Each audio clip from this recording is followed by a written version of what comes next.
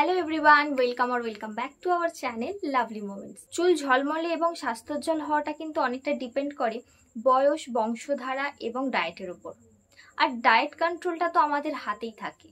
আর আমরা চাইলেই খাদ্যাভ্যাসের মধ্য দিয়ে কিন্তু আমরা আমাদের চুলকে স্ট্রং এবং হেলদি বানাতে পারি। তো আজ আমি কথা বলবো এই রকম 10টা খাবার নিয়ে, যেগুলো আমাদের প্রতিদিনের খাদ্য তালিকায় রাখলে আমাদের চুল হবে মজবুত, দ্রুত লম্বা হবে এবং চুলের যাবতীয় সমস্যা সবকিছুই সমাধান হবে। প্রতিদিন যদি আমরা এই খাবারগুলো ইনটেক করি তাহলে আমাদের হেলদি হেয়ার হবে আর চুল পড়া অনেকটা কম হবে। তো চলো আর বকবক না করে জেনে নিই সেই 10টা খাবার কি কি। তো প্রথমেই আমি যে খাবারটার নাম বলবো সেটা হলো আমলকি।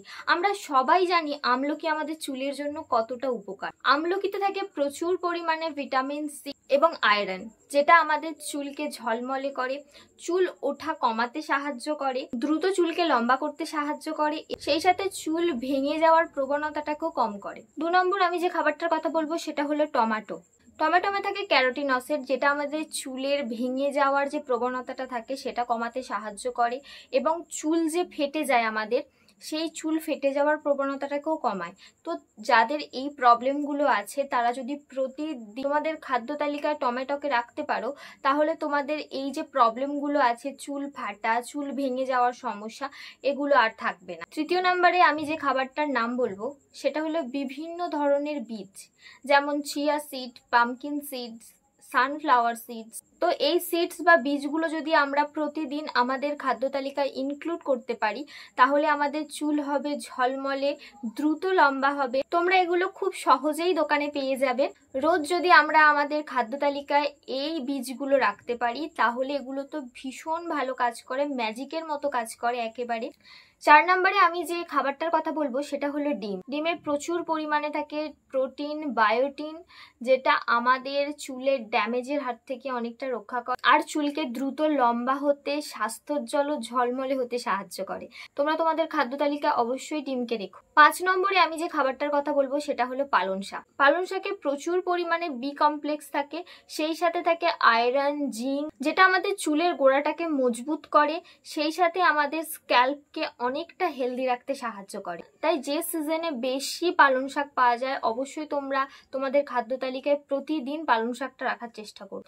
তো 6 নম্বরে আমি যে খাবারটার কথা বলবো সেটা হলো খেজুর। খেজুরে থাকে প্রচুর পরিমাণে ভিটামিন এ, ভিটামিন বি আর ফলিক অ্যাসিড, যেটা আমাদের চুলের গোড়াকে মজবুত করে আর চুল পড়াটাকে অনেকাংশে কম করে। 7 নম্বরে আমি যে খাবারটার কথা বলবো সেটা হলো বাদাম। বাদামে থাকে প্রচুর পরিমাণে ন্যাচারাল অয়েল, যেটা আমাদের চুলকে ঝলমলে রাখতে হেল্প করে, সেই সাথে চুলের ড্যামেজ হওয়াটাকেও আটকায়। এছাড়াও বাদামে আছে ওমেগা 6 ফ্যাট, যেটা আমাদের চুলে সাদা হওয়ার যে প্রবণতাটা থাকে সেটা অনেকাংশে কমিয়ে দেয়। 8 নম্বরে আমি যে খাবারটার কথা বলবো সেটা হলো ওটস।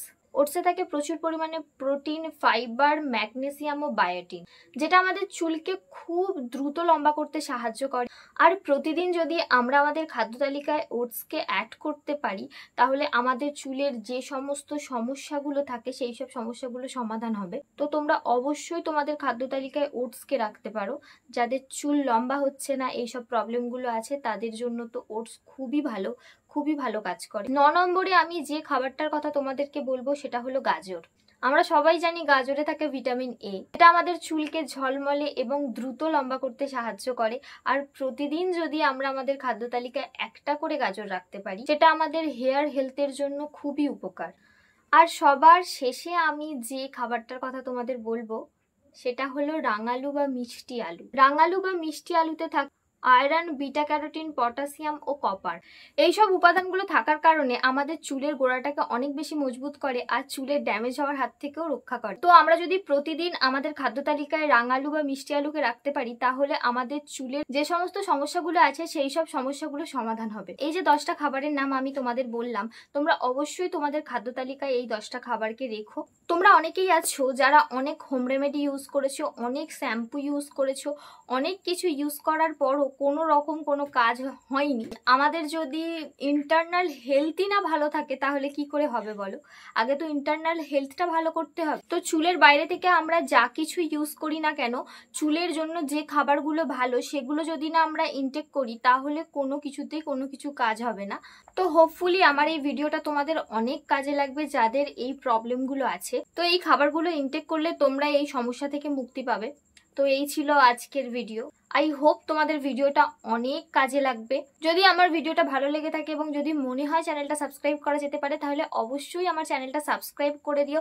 নিচে থাকা বেল বাটনটা প্রেস করে আমার ভিডিও নোটিফিকেশন যদি সবার আগে পেতে চাও তাহলে তো বেল আইকনটা তোমাদের প্রেস করতেই হবে। আর ভিডিওটা লাইক, কমেন্ট এবং শেয়ার করে দিও, প্রচুর প্রচুর শেয়ার করে দিও তোমার ফ্যামিলি এবং ফ্রেন্ডদের সাথে। দেখা হচ্ছে নেক্সট ভিডিওতে, ততদিন সবাই সুস্থ থেকো, ভালো থেকো। তো চলো টাটা, লাভ ইউ অল।